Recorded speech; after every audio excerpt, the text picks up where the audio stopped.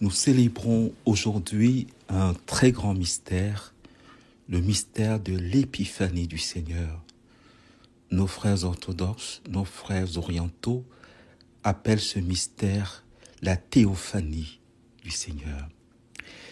Et l'évangile qui nous est proposé pour entrer dans l'intelligence de ce mystère nous révèle qu'il y a trois grandes manifestations du Seigneur. Le Seigneur se manifeste de trois manières différentes.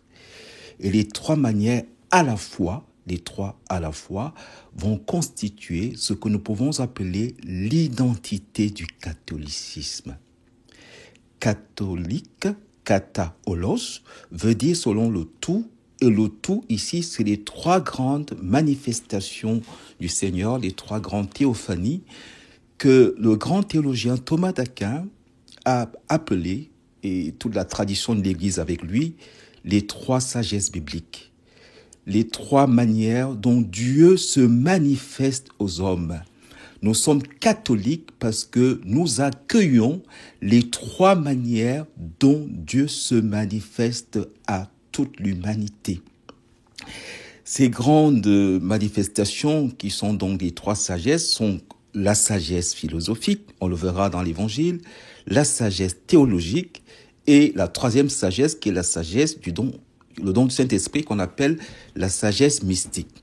Donc, célébrer l'épiphanie, c'est tout simplement entendre l'appel de Dieu à la conversion, l'appel à la conversion au catholicisme. Il faut bien préciser. L'Évangile va nous dire pourquoi nous sommes catholiques. Si vous voulez savoir pourquoi vous êtes catholique, il faut revenir à cet Évangile et le lire de manière divine pour y découvrir la manifestation de Dieu, à savoir la manifestation de la totalité des sagesses. Parce que les trois sagesses vont être le résumé de toutes les sagesses du monde. Et ce sont ces trois sagesses qui font que l'Église est appelée par le Concile Vatican II Lumen Gentium, la lumière des nations. Voyons donc, entrons dans ce que nous dit l'Évangile à propos de ces trois manifestations de Dieu. Pour commencer, il serait bon, j'attire votre attention sur deux mots-clés. Les deux mots-clés de cet évangile, c'est l'Orient, les mages viennent d'Orient, et ils sont guidés par une étoile.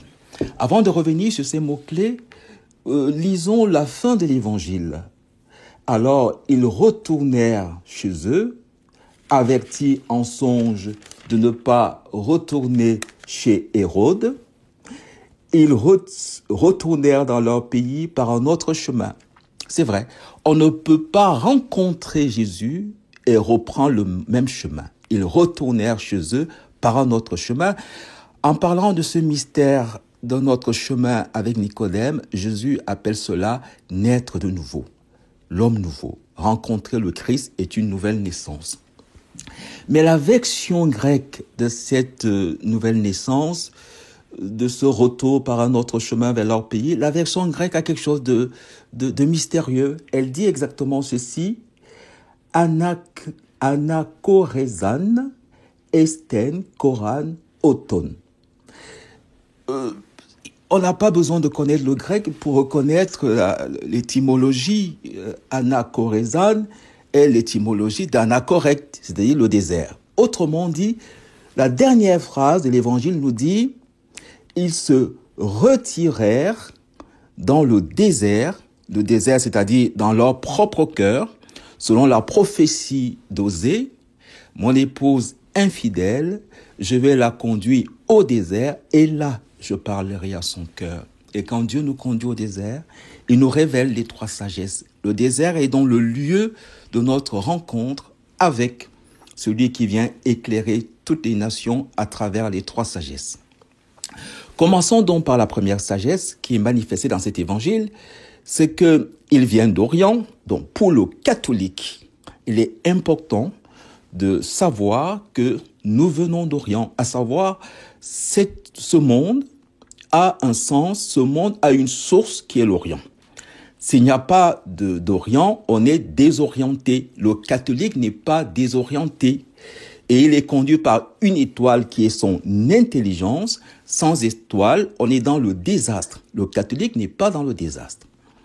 Alors, l'Église catholique, dans son catéchisme, nous dit que l'intelligence humaine, sans la foi, est capax Dei. Il faut retenir l'expression en latin parce que elle dit quelque chose de tellement fort, de fondamental, à savoir l'homme est capable de Dieu.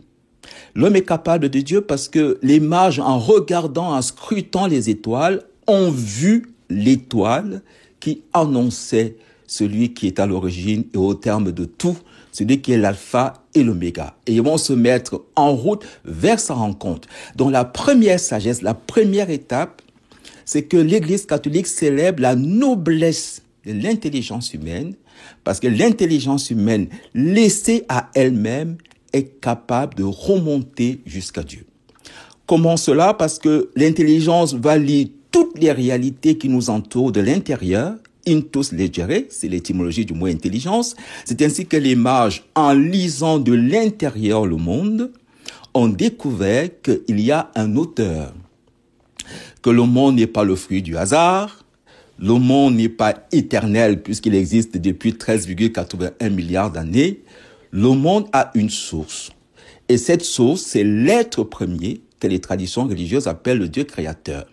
Donc, en lisant ce monde de l'intérieur, on découvre ses lois. C'est ainsi que Galilée dira que le livre de l'univers est écrit en langage mathématique. S'il y a un langage mathématique, ça veut dire que c'est pas le hasard. C'est ainsi, par exemple, que Pythagore dira que, au fait, tout est nombre dans l'univers. Quels que soient les nombres, que ce soit pi, que ce soit d'autres nombres, ces nombres-là nous rappellent que cet univers a une source et il implique un ordre qui ne serait pas venu de la matière toute seule. Nous avons vu se lever son étoile. Et cette première sagesse, elle est résumée dans le livre de la sagesse dans les termes suivants, au chapitre 13. Oui, foncièrement vains tous les hommes qui ont ignoré Dieu et qui, par les biens visibles, comme les mages qui ont vu un astre, n'ont pas été capables de connaître celui qui est et n'ont pas reconnu l'artisan en considérant les œuvres. Mais c'est le feu, le vent, l'air subtil, la voûte étoilée, l'onde impétueuse ou les flambeaux du ciel qu'ils ont regardés comme des dieux maîtres du monde. Que, si charmés de leur beauté, ils y ont vu des dieux, qu'ils apprennent combien leur maître est supérieur, car c'est l'auteur même de la beauté qui les a créés. Et si leur puissance et leur activité les ont frappés d'admiration, qu'ils en déduisent combien est plus puissant celui qui les a formés. Car, c'est très beau, il faut retenir ce verset, le verset 5, qui résume tout, car la grandeur et la beauté des créatures font par analogie contempler leur auteur.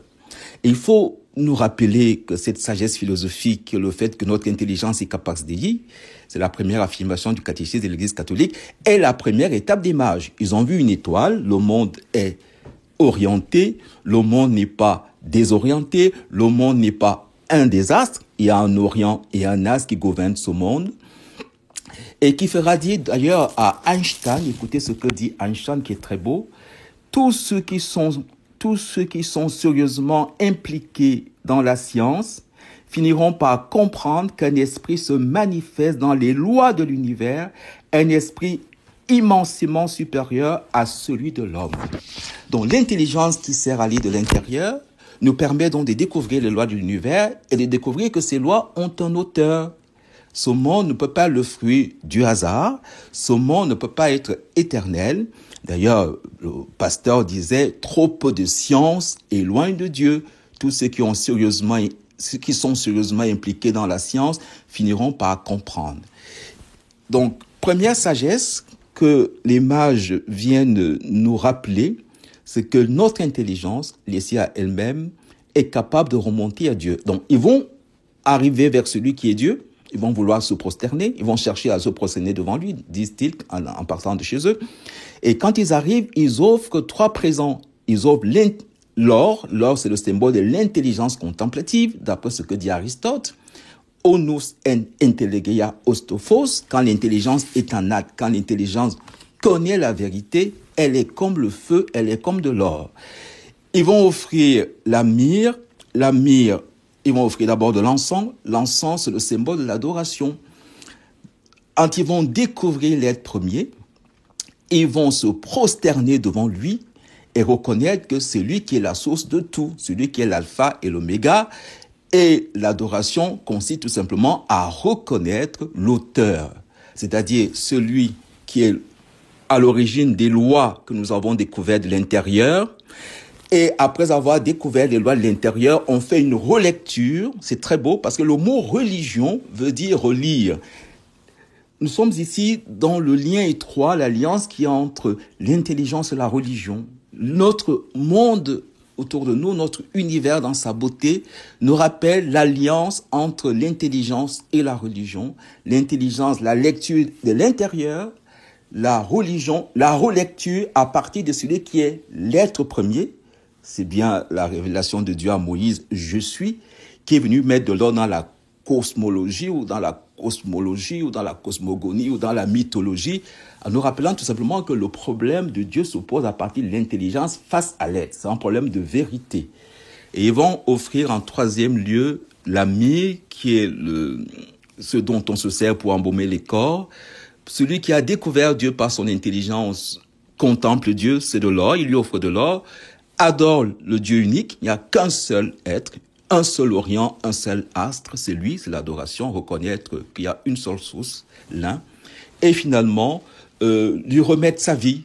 C'est la mort de Socrate qui accepte de boire la ciguë pour honorer la vérité, l'absolu de la vérité. Donc, première sagesse, la sagesse philosophique qui fait que les mages, en rescrutant l'univers, l'astre, voient l'auteur de cette beauté. Et après, les mages vont arriver à Bethléem, et là, ils vont chercher à voir l'enfant. Ils vont entrer dans la maison. Deuxième sagesse, deuxième étape de ce pèlerinage, c'est que les mages vont se prosterner devant un petit enfant dans une crèche. Alors, se prosterner, qui est le geste d'adoration par excellence, devant un enfant, ils proclament, les mages, que cet enfant est Dieu, et que si cet enfant est Dieu, dont Dieu est Trinité, tout simplement, Dieu qui est un du point de vue de l'être. On l'a vu que l'intelligence découvre comme l'être premier. Dieu est trinité de personnes au niveau de la vie. Dieu a une vie trinitaire. Il y a une fécondité à l'intérieur de Dieu qui est la fécondité de l'intelligence, parce que l'intelligence, Dieu étant l'intelligence substantielle, l'analogie entre notre vie et la vie divine, c'est la vie de l'intelligence, c'est pas la vie biologique, c'est pas la vie amicale, c'est pas la vie politique, c'est la vie de l'intellect. Or, l'intellect a deux opérations vitales qui sont, à savoir que l'intellect conçoit tout réel existant comme vrai, les mages devant l'astre le conçoivent comme vrai, et l'intellect ayant conçu le réel comme vrai, le désire comme son bien. Et voilà les deux opérations vitales de toute intelligence, à plus forte raison de l'intelligence de Dieu. Et c'est pour ça que Dieu se révèle, se manifeste à travers cet enfant comme trinité de personnes. Cet enfant qui s'est incarné a manifesté dans la chair la vie contemplative de Dieu, de l'intelligence divine, qui conçoit le réel. D'abord Dieu lui-même, au commencement était le Verbe était auprès de Dieu, le Verbe était Dieu. Il se conçoit comme vrai. Et il aime la vérité qu'il est, et cet amour de la vérité est l'Esprit Saint. L'amour de Dieu a été répandu dans notre cœur par le Saint-Esprit. On découvre donc qu'en plus de la vérité, de la sagesse philosophique, les mages vont entrer dans la sagesse théologique. Ils vont donc offrir cette fois-ci c'est-à-dire leur foi. Ils vont adhérer à ce mystère qui se manifeste aux trois personnes qui sont la vie de Dieu en tant qu'un. Dieu un a une vie trinitaire. La Trinité, c'est la manifestation de la vie intellectuelle de Dieu. C'est la fécondité de Dieu qui va aller, bien sûr, jusqu'à se manifester pour nous dans la chair. C'est une incarnation du Verbe, le fruit de la contemplation du Père. Ils vont donc offrir, devant la découverte de ce Dieu dans la mangeoire, de l'incarnation de ce mystère, de l'incarnation de ces manifestations de la Trinité de personnes, de la Trinité de la vie divine, Trinité de vie divine. Ils vont offrir les trois présents. Cette fois-ci, ce sera la foi qui est de l'or, ce sera l'encens qui est l'encens qui sent bon, hein, ce sera le parfum de la charité. Et puis, ils vont offrir la myrrhe. La myrrhe, c'est vraiment le mystère de l'espérance qui font que, nous, comme dit Saint Paul, si nous vivons pour le Seigneur. Si nous mourrons pour le Seigneur. Dans notre vie comme dans notre monde, nous appartenons au Seigneur. Et puis, les mages vont repartir chez eux. Cette fois-là, nous allons découvrir à travers ce retour, ils partent chez eux avec une nouvelle étoile. Quand ils ont rencontré l'enfant dans la crèche, il était avec sa mère. Et ils vont donc recevoir, comme Jean à la croix, une nouvelle étoile. Voici ta mère. Ils vont repartir chez eux avec Marie pour guide. Et ça, c'est Saint Bernard qui nous l'a fait découvrir quand il dit « Regarde l'étoile, invoque Marie ».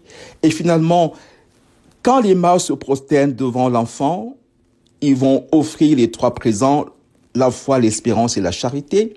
Ils ont reçu en retour les 3 personnes divines, parce que par notre baptême, nous recevons les 3 personnes divines, le Père, le Fils et le Saint-Esprit, qui nous sont donnés, dans lesquels nous sommes plongés.